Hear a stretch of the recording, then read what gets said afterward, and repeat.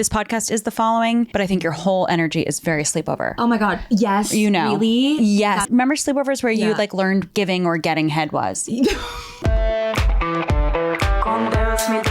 Hello and welcome to Boy Problems. My name is Liz Plank and I am lying down right now. If you are watching this on Spotify or on YouTube, you will see that I'm horizontal. And that is because my hero is on her way to my hotel room. She's coming to talk to us, to me, and I'm going to have to be smart and not pass out and fangirl too hard. The woman in question is Ilana Glazer. I'm going to tell her this later, but I truly feel like Broad City is like my comfort show when I feel depressed about the world and I want to go back to the best year in human history, which is 2013. And if that doesn't make sense to you, you haven't been paying attention. No, it's just a thing I talk a lot about. Being a millennial in your 20s in New York City was the pinnacle of just happiness and well-being and jubilance. I know that word. I've used it before. You know, when it's like, this is the first time I've said this word. I've never said jubilance. I think I've said jubilant, but jubilance is a new one. It's going to come up a lot today because I'm feeling so excited. I can't wait to share this moment with you. So because she's on her way, I have to change. I have to like get out of my sunglasses and get ready to interview one of the coolest women on earth, Ilana Glazer. Ladies and gentlemen, I'm gonna need therapy after this. I'm gonna need therapy. We were getting set up and I was just raving about you as a person and as a human being. Thanks, and Liz. how I was like preparing for this interview and I was like, what's the angle of the interview when you interview like your actual hero? And you really embody the entire essence and the thesis of this show and why I started this show, because I felt that there were like two types of people or two types of podcasts. There were podcasts that were like acknowledging the apocalypse and what's going on. Like what did, you know, all of the cast and characters do today? And that was like very stressful, and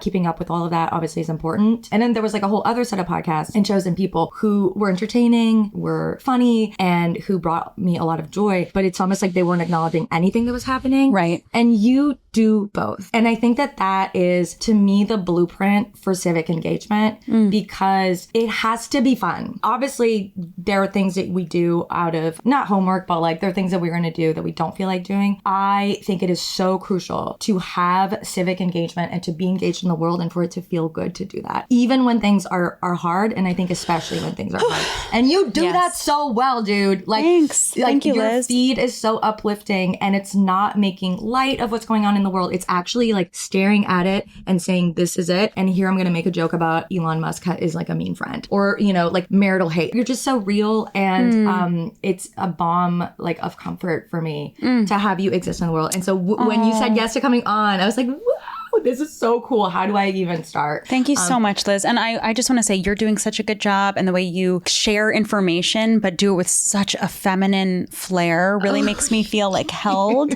and feel like there's a different way I can learn. You're so fun and good at what you do, and you're also uplifting, and it's like a party. This podcast is the following, but I think your whole energy is very sleepover. Oh my God. Yes. You know. Really? Yes. It's sleepover where you're like learning shit. Like, remember sleepovers where you like learned giving or getting head was?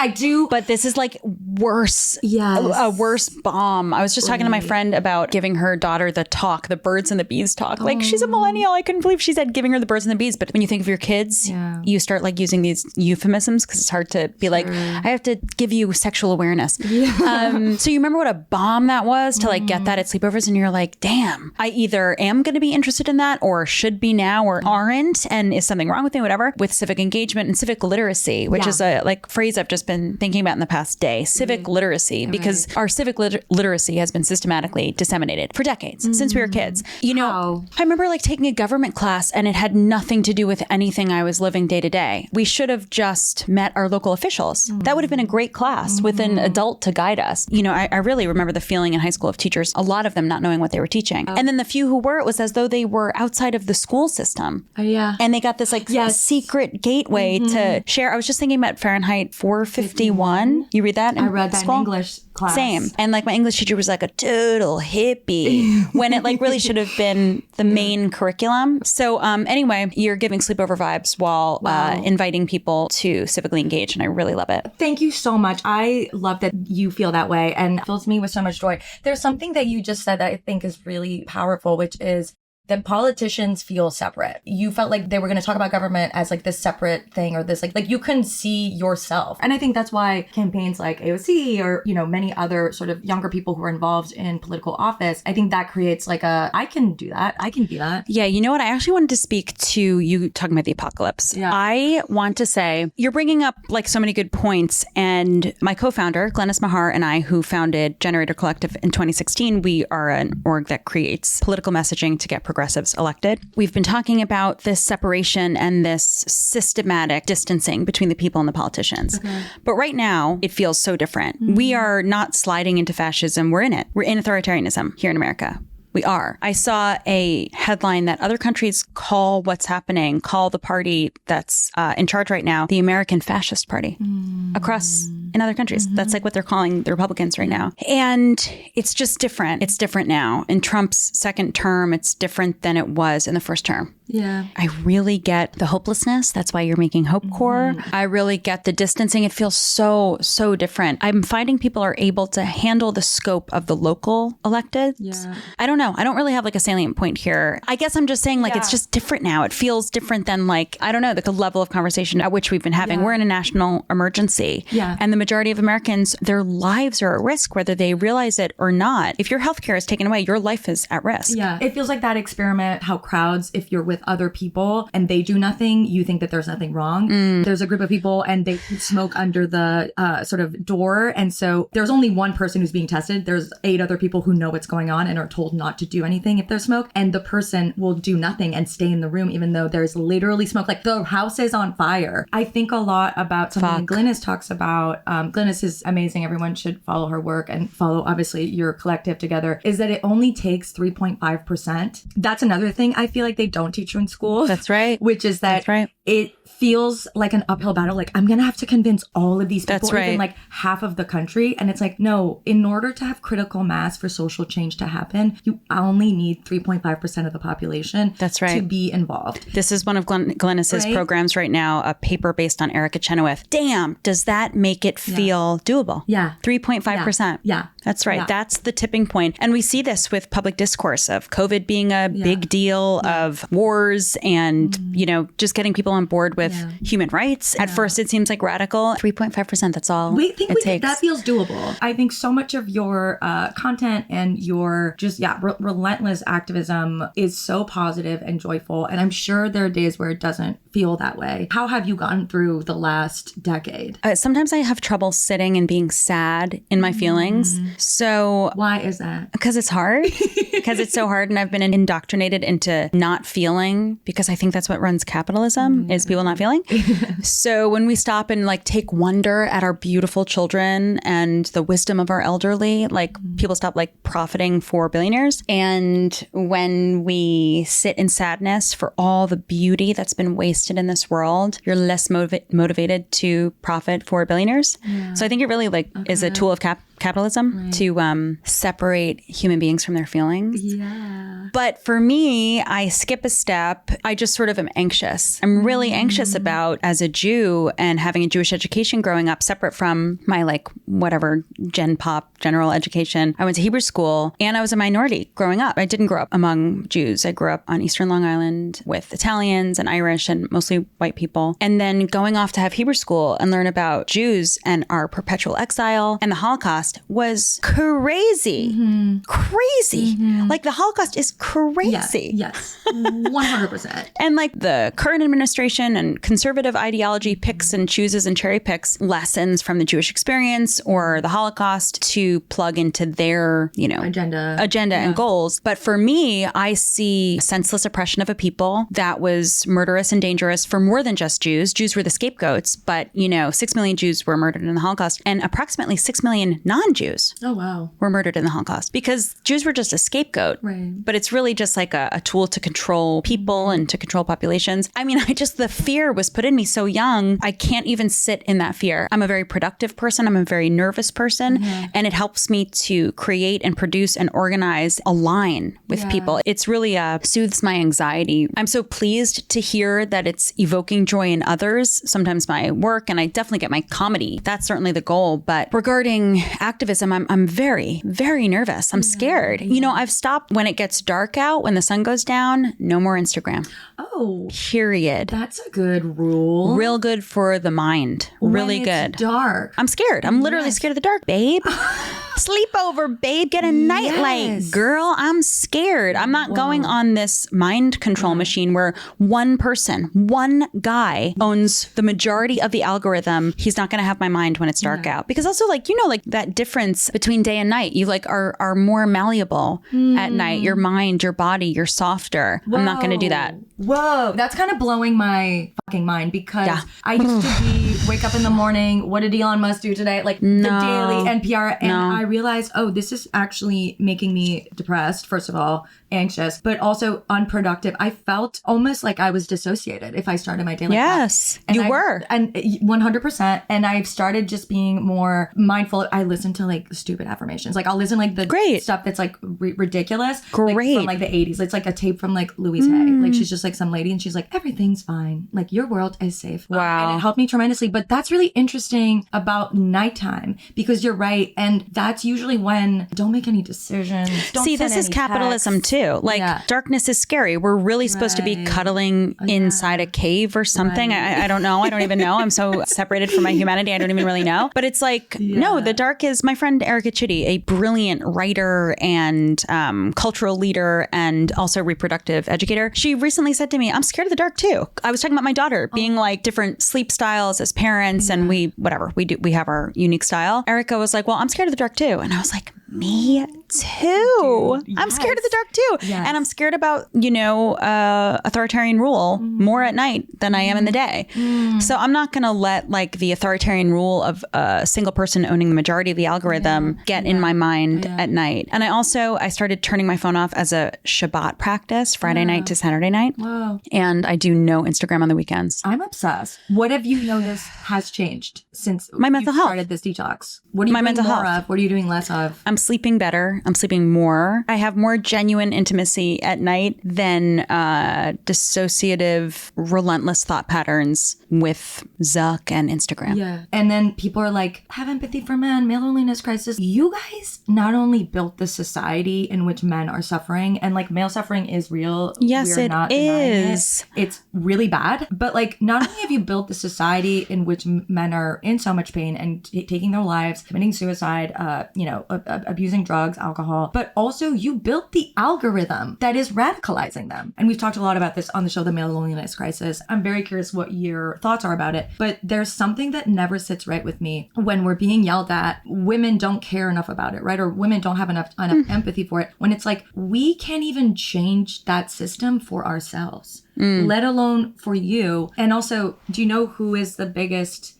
threat to men? It's other men. It's the men who are in charge who are like, prefer to have algorithms that bring them more money, even though they're like literally hoarding wealth at this point, rather than the lives that are being affected by it. So yeah, I know it's so sad. You know, in the same way that white people don't really genuinely benefit from white supremacy. In fact, they themselves suffer because of being removed from their own human experience. You are wasting your life away. You are wasting beauty that could be created and enjoyed. In that same way, men do not benefit from a male supremacy system. They are, as we're seeing clearly, they are removed from their experience. They are removed from their humanity. They're removed from their bodies. They're removed from their own minds. We don't know this so well in the United States, and I barely know this as I say this. I'm speaking about it as though it's a fantasy, but I believe there are some restrictions in some countries on the content that goes around. I barely even know. There's restrictions on your personal data so that you have the human right to privacy, not in the United States. And it's incredibly abusive to the masses, and it's warping our minds. There's also regulations on weapons in other countries. You Canadian non-controversial. bitch. I know. You Canadian bitch. I'm sorry. I don't want to brag, but it's 2 murders a year. Like, I mean, I'm kidding. It's incredible. It's incredible. Iceland has 2 murders a year. Canada maybe has like a few more, but I think it's the single digit. Well, let's pivot into sex. Did you soft launched being gender non-binary a year ago? You know, it's like I just started using non-binary language, just kind of naturally. Yeah. When I was pregnant, that feeling of being in my body and knowing both my femininity and masculinity sort of elicited this language in me. Also in the way that I like think about certainly kids, but like people, like, it's just not as binary as we're dictated that it is. To be honest, I didn't intend to like come out about it. Okay. It was just that I was like asked about it and I was like, I'm going to be honest about this. I don't like when anything is a big deal. I'm just not that kind of person and not that kind of public figure.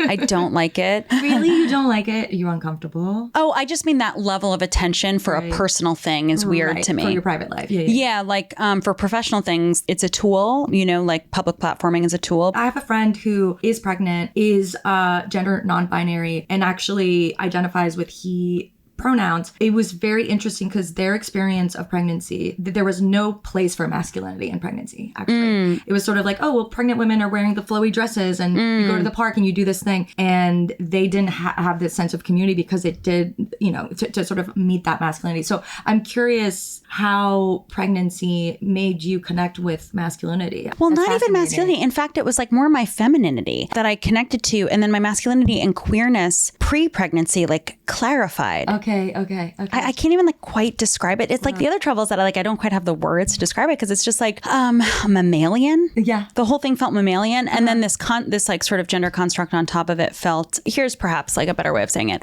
Like the experience of getting pregnant and giving birth is so human and so mammalian that social constructs that are invented by governments or whatever like seemed like, I was like, oh, that I see that this is purely a construct, not reproductive reality of female and male reproductive systems. However, we don't even acknowledge like intergendered people, gender non-binary actual reproductive reality or biology. We don't acknowledge that. So I don't know. It really separated an incredibly anti-capitalist experience being pregnant. Okay. And how so? I mean, you're like, or I feel connected like to the earth, to the cosmos. I feel like opened up to the universe and the spiritual power that I don't know what is like the backdrop of this universe. Yeah. So it's just That's awesome. I had the best time, even though I was like so sick for like 6 months. So it wasn't really like my masculinity or something that like arose in pregnancy. It was actually my like secure femininity, which had felt like almost like kind of performative, or I was so uncomfortable with it. I'm like, I have big titties. I'm like, I have a very like sexy body and developed really young and was like always got attention that I didn't want and wasn't ready for. How old are you? 38. Yeah, me too. Oh. So, like early 2000s was a really violent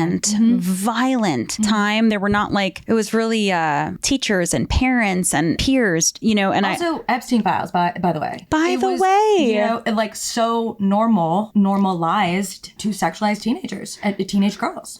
And like Jeffrey Epstein was a famous, powerful man when we were teenagers, and he was really trafficking children and minors. And we were living at that time. We were connected to that reality. Yeah. We lived on the planet at that time. We were the age of girls who would have been trafficked and kidnapped to an island where they had no power. Yeah. That was the reality then. So I think my femininity, I've always been perhaps like distant from claiming. Yeah. And when I was pregnant, I claimed it and could claim my masculinity and could claim my queerness sexually and in regards to gender. That's cool. But I have to say, it's not like, it's like not like I'm like, gender or presenting anyway. It's just like a feeling that I'm so happy to acknowledge, and also happy like it seems to be meaningful for people to have non-binary gender identity represented, but it's more like movement I'm flowing through. Yeah, I love that. Thank you for your honesty. I think that's so cool. No, because also I think it's very embodied. It seems like the way that it is for you, where it's not like intellectual like exercise. It's like, oh, you just felt connection. Yeah. No, I wouldn't do something that's like an intellectual exercise. I find that like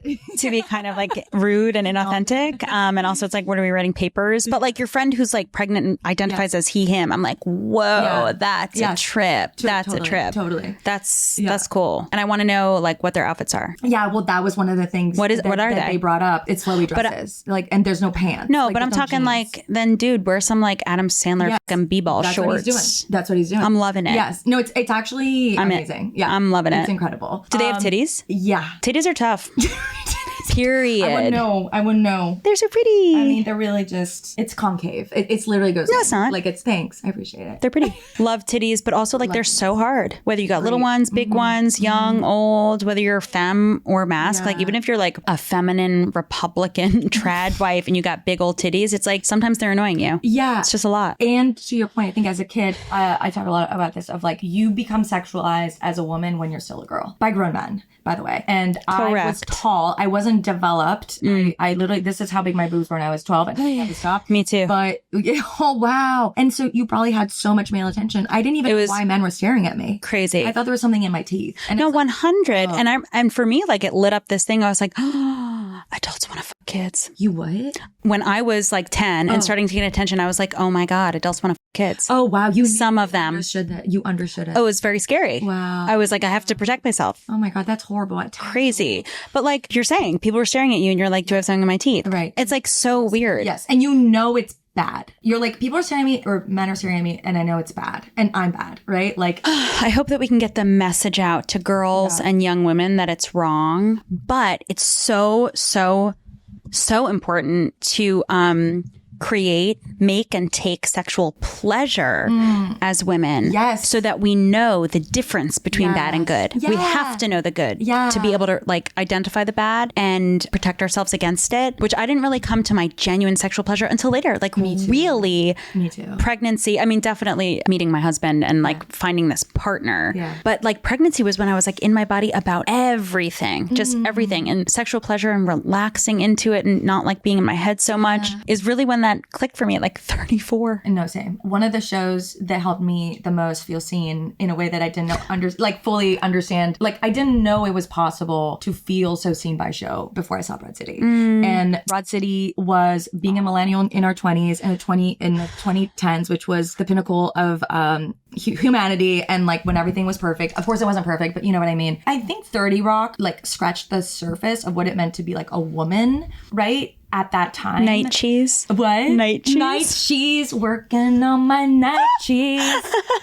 But Broad City captured what it meant to be like a young woman fully. And like seeing, oh my gosh, I know. It's the best, I agree. It's the best show ever. I agree. It should be in the Library of Congress. I agree. Library of Congress have shows. It should be there. Not anymore. DVD. No, I agree. I love it so much. Yes. I'm so proud of it. And I your love it. character was so in touch with her sexuality. I think that was one of the like amazing things about that show is that, and you also had two characters, right? One that was like everyone could identify with either of you. And yeah, thank you for making it. Thank you for it's my pleasure and my honor. Yeah. And I think it still kind of remains this like it does. It's best kept secret. Yeah. I feel like it stays this like best kept secret or whatever because it's so potently female. Yeah, it is. And potently queer and potently Jew-y. Yeah. You know, new Jew, new progressive Jew. I'm so proud of it. I love it so much. And, you know, to speak about my character, Alana Wexler, and her sexuality and her pleasure centricness, my husband and I laugh because he says,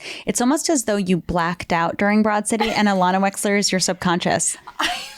Because I'm a nervous person. It took me a long time to get this free, truly liberated about my sexuality and my gender and feel good about all aspects, the whole spectrum of from masculine to feminine, you know, being attracted to men and women, to feel like that proud and like in my like hips about it. You know what I mean? It's taken me a long time. And he's right. It kind of was like, for me, like, and I get the sense from your energy that you're similar. I have to do a ton of work to party a little bit. Yeah. So that was the vibe for me. Yes. We have to get into boy problems. Okay. Because people wrote in and need advice. Okay, great. So I'm going to read our first boy problem. My sister, 31, has been dating her boyfriend, 30, for 5 years. They're a COVID couple, and I truly believe he'd be ancient history if they hadn't invested a year and a half with each other before the world really opened. They're a complete mismatch, and I constantly see him taking from my sister. Damn. I know, it gets worse. Do you have a sister? I do. Do you? No, you have a brother. No, I have a brother who I love so much. Oh. And I would feel this way if he were in that situation, but it's a sister. It's different. You're like a fucking lion. Yes. No, rare. And, protective. You want to protective mode. So my sister moved several states away from home to support his career. Last year, her boyfriend made the sudden decision to uproot their lives again so he could go back to grad school. He quit his full-time job and he's now newly renting a bachelor pad in a major city while studying for his degree at a very expensive university. My sister has returned home where her support system is, though they're continuing their relationship long distance. Over the summer, he asked her how she'd feel if he donated his sperm for extra money while he's studying. I know. She apparently expressed her concerns and shared that she's 31. Okay, I'm starting to do the fucking girl math. Dude. Okay. Fast forward to a few weeks back. He moved into his apartment and is grabbing dinner with my sister's friend and husband who live nearby. My sister got a sudden text. Name is donating his sperm? Question mark. What? By now, what are you talking about? Like, this is are you talking about? Literally. By now, when my sister confronts him to circle back, he's done all his research. The sperm bank is an hour by public transport. He could make up 3 deposits a week at $100 each, and he need to abstain from sex while donating.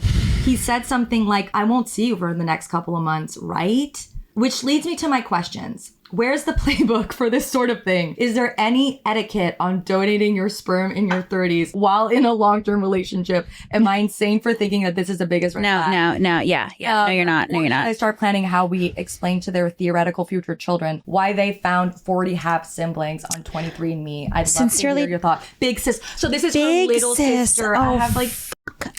dude. Okay, so you're correct. Stop gaslighting yourself. Something is obviously so off with this dude. Here's the trouble. You do have to tell your sister that this is wrong, but you have to know that you actually don't control her and you have, not that you have no idea, but you're not her and you're not living her life. You have to have a boundary. You can't tell her what to do. Yeah. You have to have a boundary. What does that mean? Your boundaries, you can't say to your sibling, stop dating him. You have to be like, I am so disturbed that I can't hear about him anymore. I can't help you with your thing because I feel like I'm watching a train wreck. I can't believe that he's donating his sperm and not seeing you for months. Yeah. I really find this suspect. So I'm actually so disturbed. I need peace in my life, so I can't hear about it. I love that. I do. You can't tell someone else what to do. If it's your little sister, but you gotta draw a line of a boundary, and then you need your peace. Truly, if your little sister is gonna like f this up, she's gonna go through it and then come out the other end, whatever that means, the right way. You have to trust that. Yeah, at least she can meet you there, but. Oh my God, he is bizarre. And like lying, girl, you're jizzing in a cup for a few $100 a week. Get a job. Get a fucking job. You can have a job during grad school for $300 a week. That's so weird. Yeah. And clearly you have no plans to have a future with this 31-year-old woman. So she should break free. You're right, big sis. I have nothing to add. That was perfect. And I think that I've been thinking about this lately where women, it's called intuition. Okay. And men have instincts too. But women, we were like, nurture nature and intuition for a fucking reason. Like women get gaslit by men all the time, literally like societal gaslighting, this racial gaslighting, like it's happening at every level of society. I don't think we realize that we take on this patriarchal programming and we end up gaslighting ourselves, right? About what we know is true.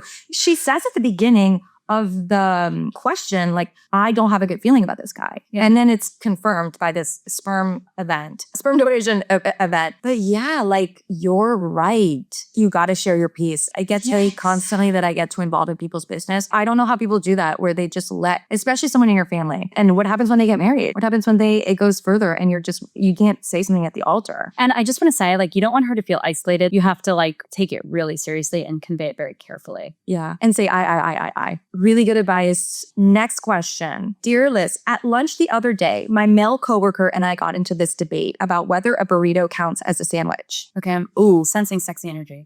We'll see. I love this conversation. I said yes, because it's stuff wrapped in carbs, which is basically the definition. He said absolutely not, because a sandwich requires 2 separate pieces of bread. We ended up Googling at the table, and now he keeps slacking me articles about bread law. It's gone to the point where he'll correct me if I even joke about it. Should I keep pushing my case or just accept in his world burritos are their own species? To be honest, I agree with him. I think a burrito is different than a sandwich. I think a sandwich is like a European culture thing. What is a sandwich? I think it's 2 pieces of bread. I mean, I agree with him. I don't think it matters. I do think that there's sexual energy that she's like focusing on the argument. And also, I don't know if he knows that there's like sexual energies that I do think she should like, I wouldn't even say explore it to hook up because he's her coworker, but I would just explore it to be playful in that way and not be so annoyed about bread law. He's being annoying and like proverbially poking her with his dick and poking her with his dick. And it's like, chill, I get it, bread law, but he's just doing the best he can to flirt. And I'm like, if you can fuck and you think he's like attractive, and it's like, won't like fuck up your job security. I think this is flirty energy that both parties are not seeing as such. And you don't have to like actually or like take it there, but you just have fun and play. And it doesn't have to be like serious bread law debate. Yeah, this feels like it's not about the burrito. About the burrito? And a burrito is very phallic. That's right. Which like we're not acknowledging. That's right. In this conversation. We are. Now we are. Yeah. So now we are. Yeah, because I was uncomfortable for a minute. Have you ever had a guy proverbially poke his dick at you? Yeah. Yeah. I love it. Yeah. I love men. I gotta say, like, I love men. I have had such good men in my life. My dad is the best.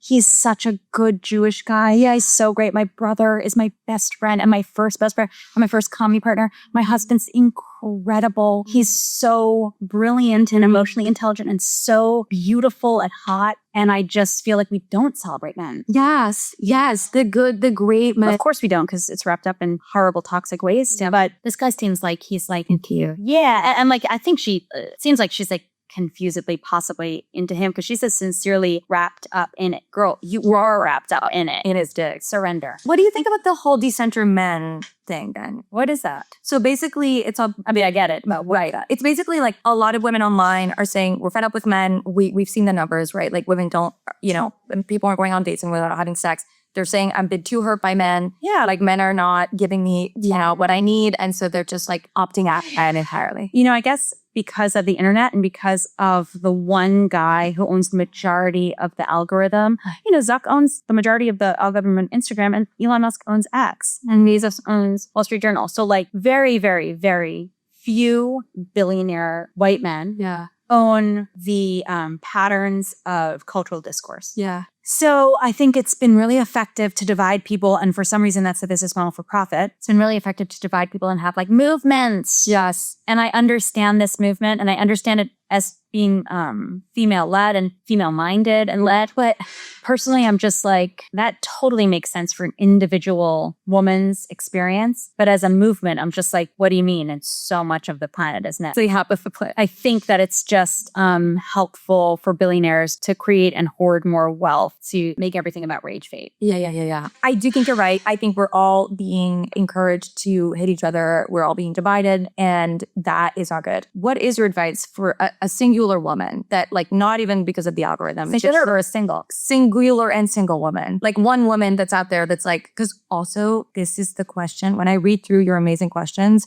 I get this question in a million different forms, which is like, I'm so sad about how hard it is to date men. Like I want a male partner and I can't find one. Well, okay. So I've been with my partner for 13 years. So I can't speak to this in a way I'm going to just like disclaim I'm not current on how to date. And I've never really dated. I've always been a friends and lover person. I have never been like, I'm interviewing you to see if that never worked for me. And I find that to be a very like binary system. Yeah. It's like speed dating. Dating is speed dating. It's interviewing. You're right. Experiencing someone. Yeah. Rather than like a friend where you're like, am I feeling something? I think the binary is what makes things so pointed and impressive, where it's like men versus women. Sex and the City is a crazy show. Yeah. It's like crazy. And I would say go more for friend and lover vibes. Yeah. See if there's anybody in your circle already that you're vibing with that you're not trying to date. I think friends and lovers are so protective for people to get their fill of sex that they need, but not to rely on someone emotionally. Okay. I would probably say like open up the picture in your mind. Like I have friends who've dated like it's a job and found a partner. I think sort of like going within your circle or in a second or third circle out with people you know.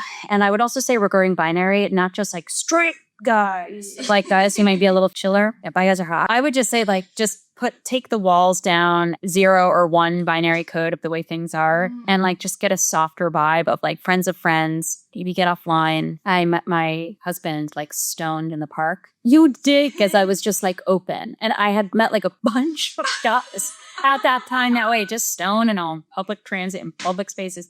And the world is wait, what does that look like? Do you start the combo or do they? Yeah, I say hello.